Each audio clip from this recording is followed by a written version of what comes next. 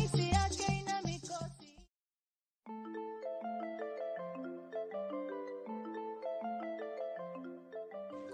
Karibuni, ila mimi nilijua mtachelewa kidogo kwenye mida saa 9 hivi.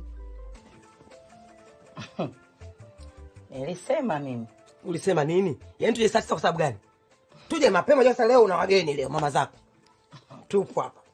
Yaani mashavu kwanza picha linaanza ndugu zangu wamenipoteza. Wamenipitisha vichocholoni balaa.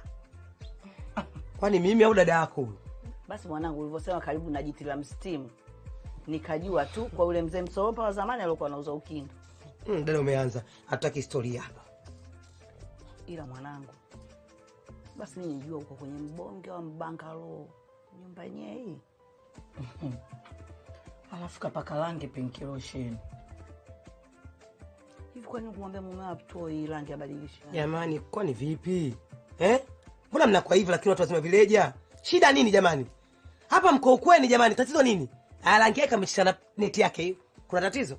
Hii neti kichanika atamejeshana nini jamani? Lazima niseme jamani, usheshibeshi ni ulete kidogo. Usheshibeshi hapa? Haya, huyu fundi simu anatoa wapi na bangalo? Labda aibe simu za watu. Jamani, embu ya hapa, embu ya chini kwanza. Tujadili ya huko mlipotokea. Haya hapa tuache, unataka ya huko.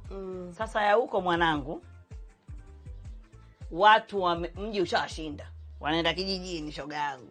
Washatiwa ndani ya buti la mzungu, wanapogoma saizi. Naona na ngurukuru moja hiyo. Nani? Awe nani ndugu yangu? Cholo ameondoka kaenda kumsalimia mamake huko Ruanga. Sasa huyu mtu mzima asidi kalishikilia kidedea, utafikia atangaza matangazo ya vifo kwenye redio. Kusalimia na mafurushi yale aliondoka nao jamani, mamizigo yote ya nguo yote. Huko sio kusalimia bwana wewe, hiyo tena ndimwe.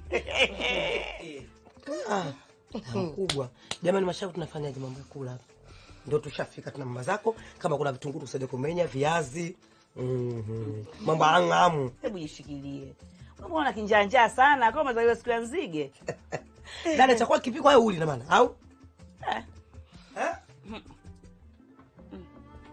Dada, si kitanda cha mkwe hicho nalala jamani. Hey, jamani.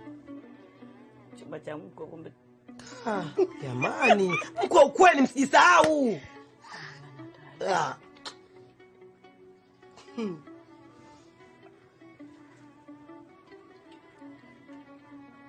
Hujaongea chochote.